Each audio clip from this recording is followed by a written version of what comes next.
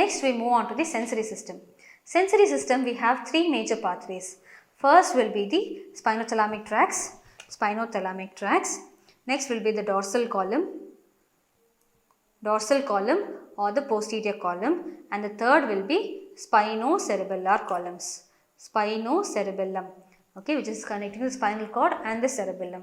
So in the brain everything is interconnected, whether it is simple sensation or a movement, everything is interconnected, and each part of it has multiple regions in the brain through which it is coordinated. So if a small sensation is lost, then we have to think whether, if a sensation over the face is lost, we have to think about the trigeminal nerve. Similar to that, when there is a loss of touch or proprioception, which system should you think of? If there is a loss of temperature, appreciating the temperature, then we should think about spinothalamic tracts. That kind of an idea we need to have in mind. For that, what we need to do is, we need to go through the three pathways involved in the sensory system. The main three pathways involved in the sensory system. Okay. So we will try to get an idea about these three pathways in a little bit more detail, so that you will be able to assess the symptoms better. Why this is very important is, usually in patients who have a sensory system involvement, sometimes they might be able to tell you a clear-cut demarcation. Okay, they will be able to tell you a clear-cut demarcation. Below this line, I am not able to appreciate these sensations. So that can happen in something like transverse myelitis or Brown-Sequard syndrome, something like some conditions like that.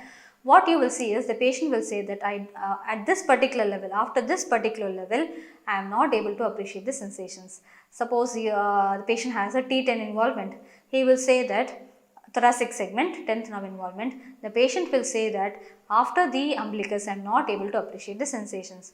So that will help you in identifying the site of the lesion, and also whichever tract will be affected. So whichever tract is affected, that kind of sensation will be affected. So we need to have all these things in mind to understand the syndromes, various syndromes, especially the medullary syndromes, the spinal cord syndromes, and all these things are very, very complex when you see.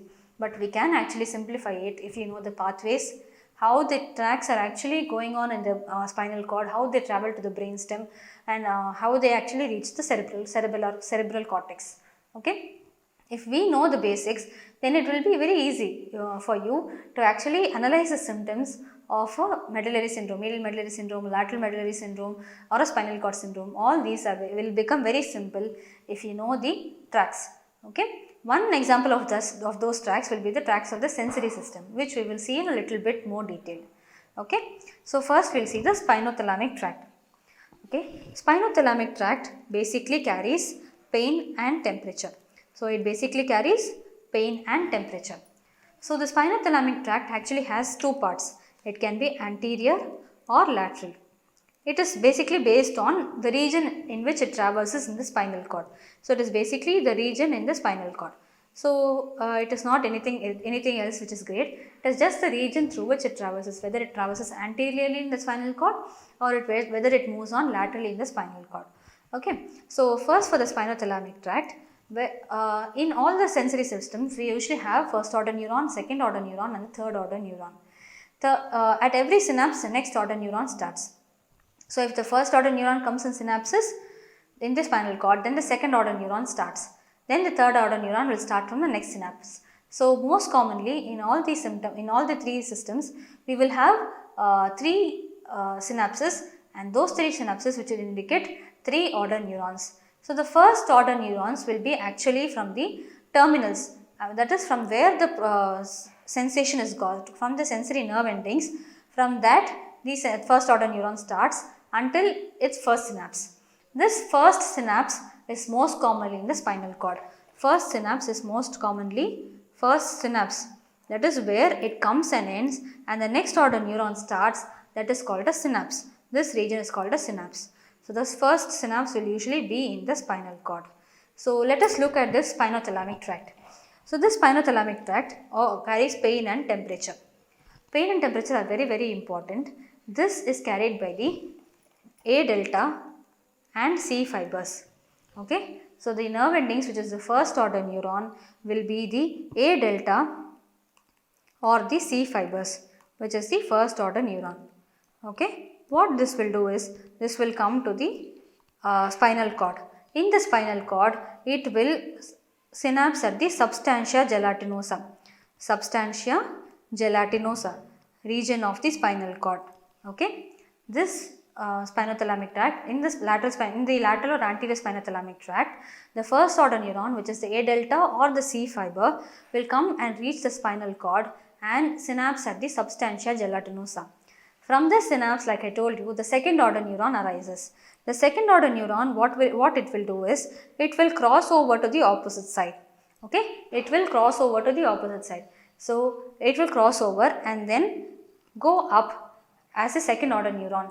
Okay, as it goes up as a second order neuron, when it reaches the thalamus, when it reaches the thalamus, it will synapse at the ventero-posterolateral nucleus, VPL nucleus of the thalamus. VPL nucleus of the thalamus. So this is the thalamus where the second order neuron synapses to produce the third order neuron. Okay. So as we can see, this the crossing over occurs at the level of the spinal cord itself. It is not at the level of the medulla or at the level of the thalamus. It is at the level of the spinal cord. So the second order neuron arises from the substantia gelatinosa in the spinal cord. It traverses upwards and it reaches the thalamus. Okay. Once it reaches the thalamus, it gives rise to the third order neuron. What this third order neuron will do is, it will go through the corona radiata and the internal capsule and it will reach the cerebrum. The cerebrum, the specific region in the cerebrum where all sensations are relayed. Where all the sensations are relayed will be the post-central gyrus. What is it? Post-central gyrus of the cerebral cortex. The post-central gyrus. After the central gyrus, there will be a region. After the central gyrus, there will be a region that is called the post-central gyrus. Okay, post-central gyrus. That post-central gyrus, which is also called area 3, 2, 1. Okay, so after the post-central gyrus, the region which is called the post-central gyrus, the region number will be 3, 2, 1. So in the spinothalamic tract, this A delta or C fibers will relay at the spinal cord in the substantia gelatinosa. From this, two tracts are actually formed. One will be the lateral one and the other one will be the anterior one. Okay, so this is the difference, lateral and anterior. These will carry the pain and temperature sensations after crossing over through the spinal cord to the midbrain, medulla, pons and the midbrain, and it will reach the thalamus. Once it reaches the thalamus, it will relay at the VPL nucleus of the thalamus, and the second order neuron will end and start the third order neuron. This third order neuron will pass through the corona radiata and the internal capsule to reach the cerebral cortex. This cerebral cortex, where it relays, I told you, all the sensations are relayed at the common region, which is the post-central gyrus. That is the area after the central gyrus, which is the post-central gyrus, numbered by the numbers 3, 2, 1. Okay, I hope this is clear for you. So what we saw first was the spinothalamic tract. What we will be seeing next is the dorsal column or the posterior column. Posterior column. This means that the tracts will be passing through in the posterior aspect of the spinal cord. So this is the dorsal column or the posterior column. In the spinothalamic tract, the sensations of pain and temperature were carried, whereas in the dorsal or the posterior column, the sensations that will be carried will be touch, proprioception and vibration.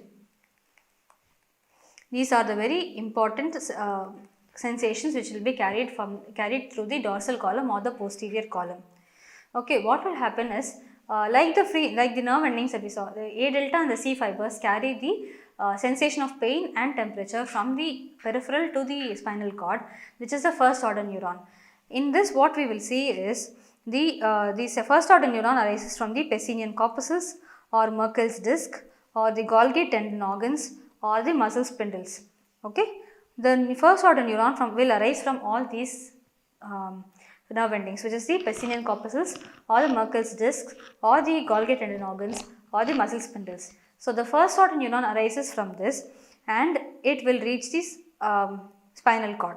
Okay, but however, like we saw in the spinothalamic tract, in this spinal cord it will not decussate or it will not synapse. Okay, without synapsing, it passes on to reach the brainstem, especially the medulla.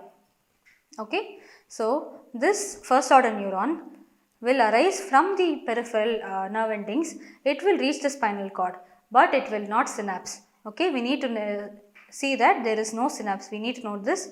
There is no synapsing at the level of the spinal cord.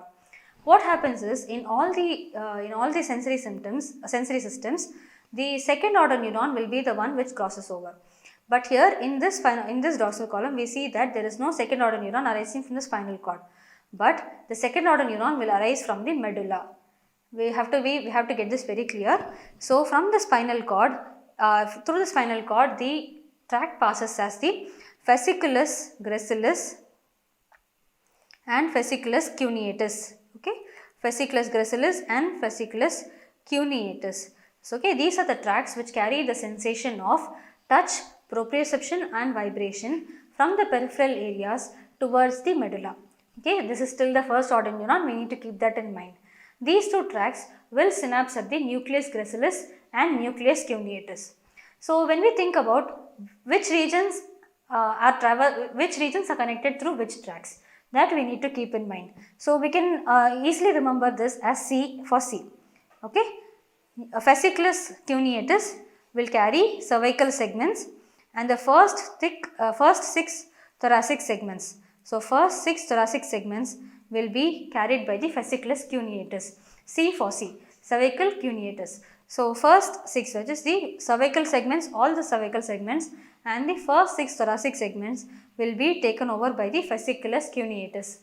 The next one will be fasciculus gracilis, which will cover the next 6 thoracic segments, the lumbar and the sacral regions. All these will be carried by the fasciculus gracilis. So, C for C, cuneatus and cervical along with the first 6 thoracic segments. This we need to keep in mind so that we will be able to identify the site of lesion.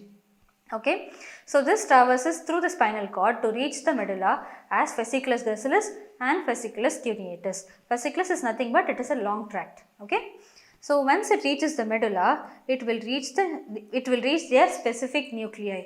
So which is nucleus gracilis and nucleus cuneatus. So it will come and reach the nucleus gracilis and nucleus cuneatus at the level of the medulla. So the first order neuron is from the periphery till the medulla. Okay, at the level of the medulla, the second order neuron arises. Okay, what this second order neuron will do? It will decussate or it will cross over to the opposite side. So usually, as we say, the second order neurons are the ones which cross over. So the second order neuron arises from the nucleus cuneatus or the nucleus gracilis, and it crosses over, and as usual it relays at the thalamus. So thalamus is the relay center for all the sensory systems. So thalamus, it will relay at the thalamus. This second order neuron arises from the medulla in contrast to the spinothalamic tract, where the second order neuron arises from the spinal cord itself. Okay, this nucleus and thalamus will be the medial lemniscus. From the medulla to the thalamus, it is called the medial lemniscus. Again, lemniscus is nothing but a long tract. Okay, so from the medulla to the thalamus, it is called the medial lemniscus. Okay, from the thalamus, where does it relay? Same again in the VPL nucleus of the thalamus. From the thalamus, again it goes to the internal capsule and the corona radiata and reaches the cerebral cortex, which is the post-central gyrus areas 3, 2 and 1. Okay, this is the third order neuron. So, what are the differences between the spinothalamic tract and the dorsal column? The first thing that we will see is the first order neuron relays at the spinal cord in the spinothalamic tract, whereas it relays at the medulla in the dorsal column. Okay, the second order neuron arises from the spinal cord in the spinothalamic tracts, whereas the medulla, the second order neuron arises from the medulla in the dorsal column. Okay, the other thing is the crossing over happens at the region of spinal cord in the spinothalamic tracts, whereas in the dorsal column the crossing over happens at the medulla. Okay, it happens at the medulla. Okay, all these things are very important differences between the spinothalamic tract and the dorsal column or the posterior column. The important thing that we have to keep in mind is the sensation that it carries. Okay, so the spinothalamic tract will carry the pain and temperature sensation, whereas the dorsal column will carry the touch, proprioception and the sensation of vibration. Okay. And then third one will be the spinocerebellar tract. Spinocerebellar tract is one of it. It also aids in the sensation. This is actually when the sensations are at a subconscious level. Sensations are at a subconscious level. Subconscious sensations, especially proprioception. Proprioception. Okay. These pass on through the spinocerebellar tracts. The first order neuron from the periphery comes and synapses at the nucleus of Clark. Okay, at the spinal cord, and the second order neuron arises. However, we will see that there is no third order neuron in this spinocerebellar tract. Okay, the most important difference is no third order neuron. Okay. No third order neuron in the spinocerebellar tract. Whereas in the first two, that is the spinothalamic tract and the dorsal column, you will see that there is a third order, first order, second order and third order neuron which will relay in the cerebral cortex. Whereas in this, it is only the first order neuron and the second order neuron.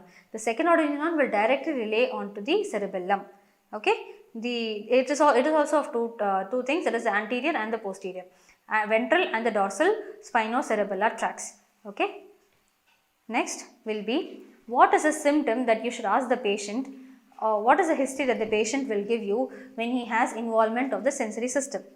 Okay. Again, as I already told you, you should always ask about the onset of the symptoms, how it progressed and the present state of the symptoms. This is common for everything. So, you should ask the onset of the sensory involvement, how it started, did it proceed, did it progress, or did it subside after some time, did it recur again. All those things you should ask, and now how is the present state. Okay. So, when you talk about the posterior column sensations, like we told you, it is about touch, proprioception and vibration. Okay. So, for touch, basically what the patient will be telling you is, I am not able to feel the clothes over my body. Okay. Or you can ask the patient, are you able to feel the clothes over your body? Do you have any difficulty in walking in the dark? Okay. What happens in the dorsal column is, the defect in this, the defect in the proprioception, this will usually be overcome when you have a good vision. Okay. But however, when it is dark or when it is night time, the light component is reduced, or vision component is reduced. So the proprioception is also lost. So the patient is not able to make out where he is. Okay. So that defect will cause a kind of sensation that the patient might fall down, or when the patient closes his eyes, he is not able to sustain that loss of proprioception. So the patient will have a sensation that he is going to fall. This also, as when we see in the examination, we will be seeing about the wash basin sign, which we study about very commonly. So all these things you have to ask in the history. So you should ask whether you are able to feel the clothes over your body. If you have any difficulty in walking in the dark, do you feel that you may fall down when you wash your face? Or are you able to grip your slippers when you are walking, or do they slip away when you walk? Okay. That means that the joint position is lost. When the joint position is lost, the patient is not able to grip the slippers with his toes. Okay. And then there is excessive sensation like pins and needles sensation, tingling, numbness, or cotton wool sensations over the foot, or there may be a sudden shock like sensation when the patient flexes or extends the neck suddenly. When there is such shock like sensation, we should be aware that the posterior column might be involved. Okay. So all these symptoms of touch, joint position, that is proprioception and the vibration, we should keep in mind that it involves a posterior column, and we should ask symptoms accordingly so that you can come to a diagnosis of the lesion. Okay. Next will be the spinothalamic tract involvement. When the spinothalamic tract is involved, it is mainly the pain and temperature which will be affected. Okay, is it not? So it's mainly the pain and temperature which will be affected. So the patient will be saying that when I had a bath today morning, I was not able to appreciate the hot water. So the patient you can ask the patient whether he is able to differentiate between the hot and cold water. Are you able to appreciate the hot and cold water separately? Or is there any burning, shooting or pricking kind of pain? Also, you can ask if there is any specific level of demarcation below which you are not able to feel the pain and temperature sensation. So patients will be able to tell you most often, very surprisingly, that beyond this I am not able to feel these sensations of pain and temperature. Okay. So that level of demarcation is very, very important in localizing the site of lesion. Okay, any other localized sharp shooting pain which occurs recurrently should also be kept in mind, as this may be a common cause of the spinothalamic, common presentation of the spinothalamic tract involvement. Okay, the next will be cortical sensations. When we talk about the other sensations, you should not forget about the cortical sensations. Cortical sensations are very important, and you will find the importance when you learn about the examination, but you need to keep in mind about this cortical sensation. Cortical sensations are basically like stereognosis, 2-point discrimination, and other things. So this you will be knowing better when you do the examination. But when you ask the history for a cortical sensation, you should be able to ask the patient if he is able to feel the coins inside his pocket. Is he able to identify common objects by just holding it and not by seeing it? Suppose you give the patient a pen, he should be able to identify the pen without looking at it. Okay, is he able to do that? Is he able to do that? That will come under the examination. But the patient might say that I am not able to identify these things. I am not able to feel the coins in my pocket. All these things are disorders of the cortical sensation. The patient might come up with these specific symptoms. Okay. So we have seen the cranial nerves. First we saw the higher motor functions, symptoms related to the higher motor functions. Then we saw about the cranial nerves, then the motor symptoms, then the cerebellum, then the sensory system, and now we move on to the autonomic nervous system. Okay. Autonomic nervous system, we need to think about the bladder, the bowel, sweating, and other complaints, associated complaints which will indicate an autonomic nervous system involvement. Autonomic nervous system is mainly sympathetic and parasympathetic. So when you think about that, you can get an idea of what all the complaints that you should ask the patient.